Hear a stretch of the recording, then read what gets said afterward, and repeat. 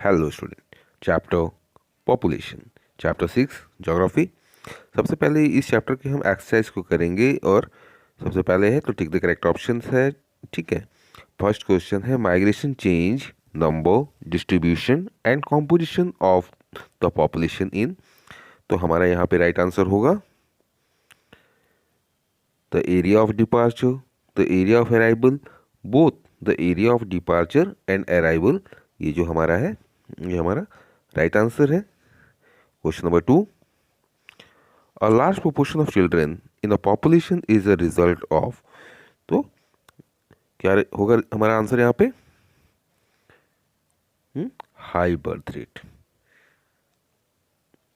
Question number 3, the magnitude of population growth refers to the magnitude of population growth refers to the rate at which the population increase। According to the census 2011, a literate person is one who, भाई 2011 के census के अनुसार literate person किसको कहा जा रहा है? तो is 7 year old and can read and right any language with understanding.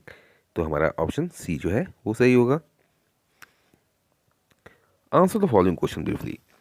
Why is the rate of population growth rate in India decline since 1981। तो भाई पॉपुलेशन ग्रोथ रेट डिक्लाइन कैसे होने लगी इंडिया में?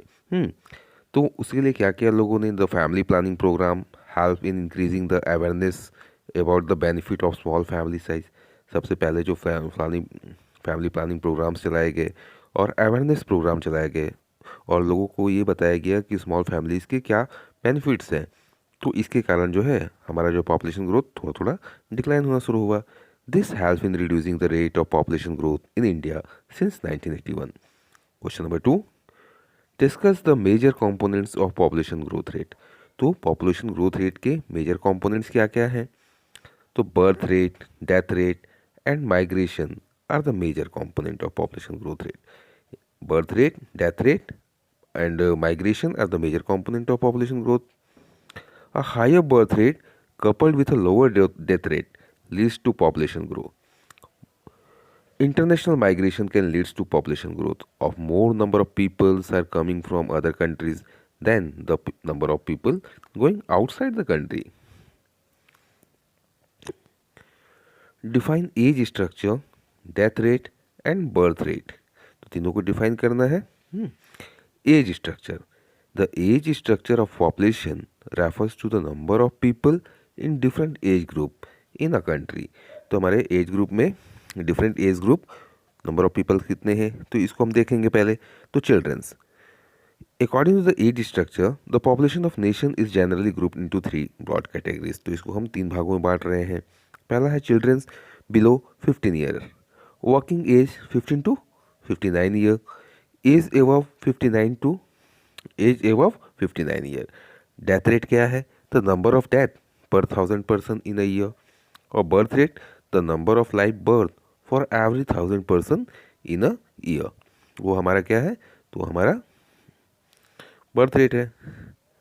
Next question, how is migration a determined factor of population change.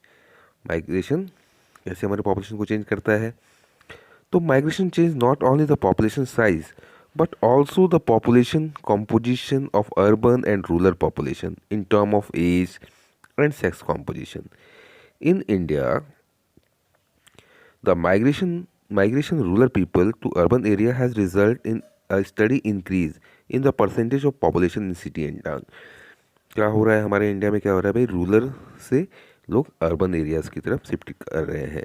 तो क्या हो रहा है वहाँ पे? तो रूरल पॉपुलेशन कम हो जा रही है और अर्बन पॉपुलेशन बढ़ते जा रही है और एक सर्टेन एज ग्रुप्स के लोग जो हैं वो गांव में रह जा रहे हैं।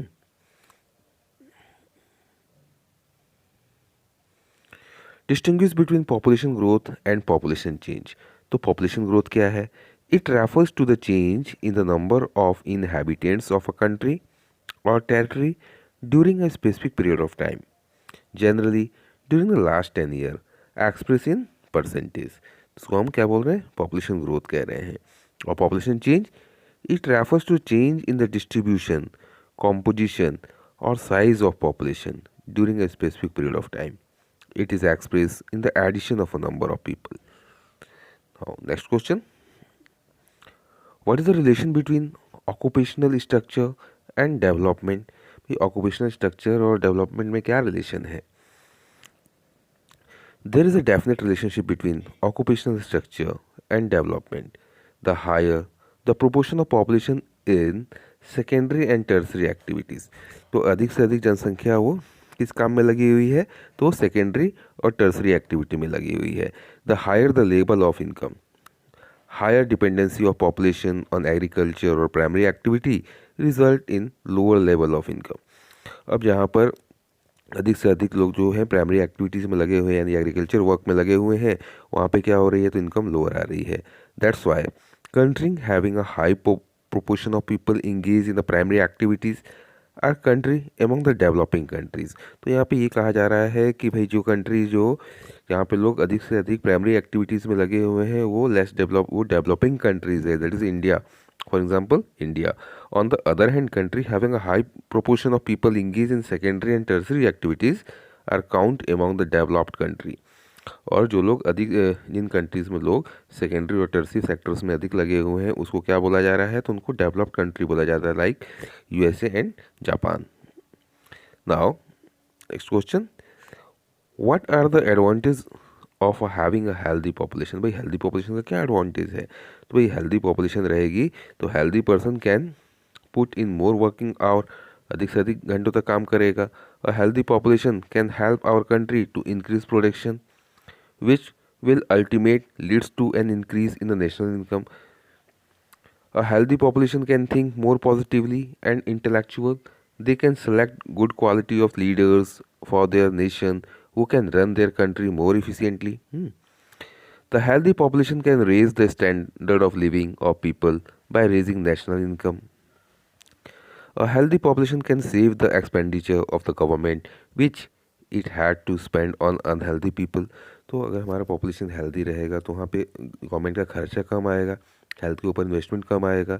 The same money can be invest on the other progressive plan. और उस मनी को कहाँ पे यूज़ किया जा सकता है, तो अदर एक्टिविटीज़ में गवर्नमेंट यूज़ कर सकती है. अ healthy population will prove helpful in the development process of a nation. और हेल्दी पॉपुलेशन ने ये प्रूव किया है कि वो नेशन के डेवलपमेंट में किस तरह से सहभागी है. Next question. What are the significant feature of the national population policy 2000? तो national population policy was implemented in the year 2000. It main features are It provides a policy framework for imparting free and compulsory education to children up to 14 years of age. तो क्या था कि 14 साल तक के बच्चों को फ्री एजुकेशन प्रोवाइड किया जाए. It aim at reducing infant mortality rate of the to below 30 per 1000 live birth. मैंने अब जो मोर्टलिटी रेट है, मोर्टलिटी मैंने इन्फेंट मोर्टलिटी रेट है बिलो 30% 1000 लाइव बर्थ रिड्यूस किया जाए. Its objective is to achieve universal immunization of children against all vaccine preventable diseases. और बच्चों को प्रिवेंटिव केयर में हम प्रिवेंटिव मेजर के लिए उनको वैक्सीनेशन कराया जाए जो भी बीमारियां हैं उनसे बचने के लिए. To it promote delay marriage for girl, और लड़कियों की शादी जो है थोड़े अधिक उम्र में कराई जाए. इट मेक फैमिली वेलफेयर और people centre programmes by improving individual health. और फैमिली वेलफेयर प्रोग्राम चलाया जाए, लोगों के हेल्थ को इम्प्रूव किया जाए, इंडिविजुअल हेल्थ को. At last thanks for watching. और चैनल को सब्सक्राइब करिए, लाइक करिए और दोस्तों को भी शेयर